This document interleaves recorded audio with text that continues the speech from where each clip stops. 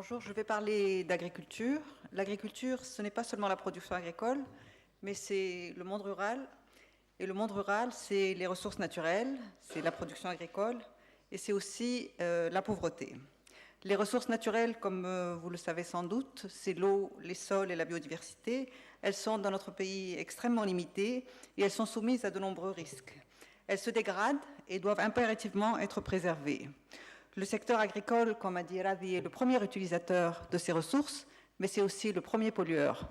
Et donc il est impératif de séparer l'agriculture de l'environnement.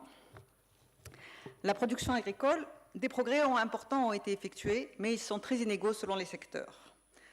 Nous importons 50% des calories que nous consommons.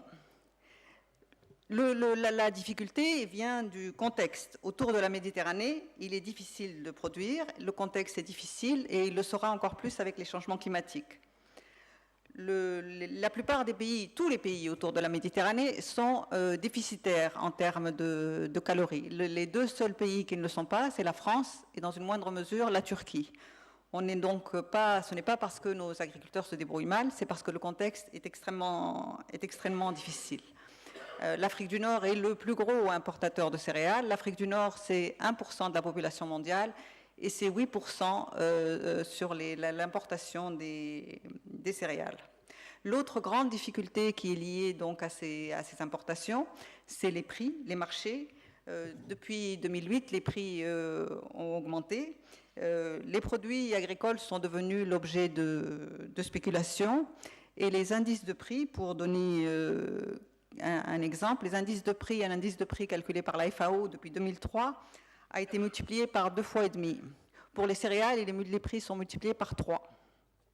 Ça donne donc l'étendue des dégâts et ça rejoint ce que disait Radi pour l'importance du défi de la caisse de compensation. Alors la pauvreté dans le monde rural, le monde rural c'est 1/3 de la population en Tunisie. Il est très difficile d'estimer le nombre, mais on peut quand même dire qu'en regardant les différents chiffres, qu'il y a 3 fois plus de pauvres dans le monde rural que la pauvreté est 3 fois plus importante dans le monde rural que dans le monde urbain. La pauvreté dans le monde rural, c'est aussi des problèmes nutritionnels. Elle a des conséquences importantes et on observe des retards de croissance importants pour les enfants. La pauvreté, ce n'est pas seulement un revenu faible, mais c'est aussi la difficulté d'accéder aux écoles, à la santé, le faible niveau des infrastructures et la difficulté d'accéder aux institutions et au marché. Elle est également liée à la précarité des ressources naturelles. Le risque climatique s'ajoute au risque du marché et augmente la précarité.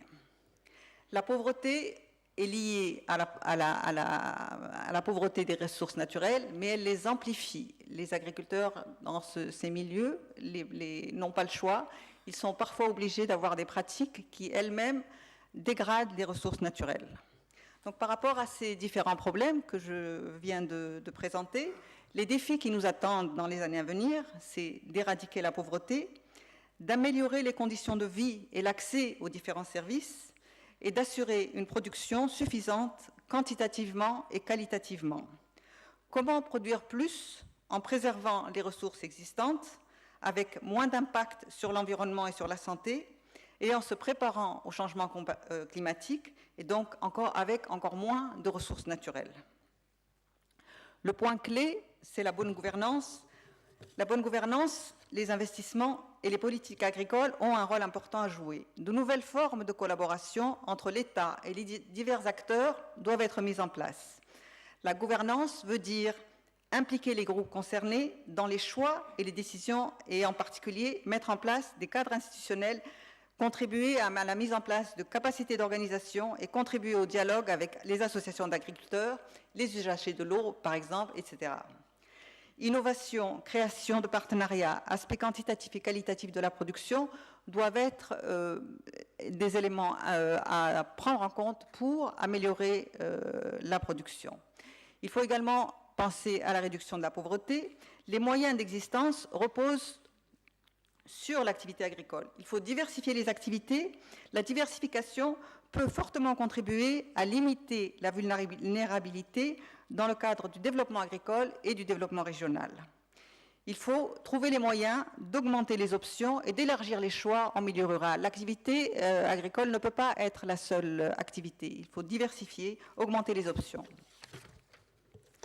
Il y a des populations particulières en matière de pauvreté qui doivent être ciblées, en particulier les femmes, et des mesures ciblées doivent être prises car elles contribuent fortement au secteur agricole, mais leur rôle est sous-évalué.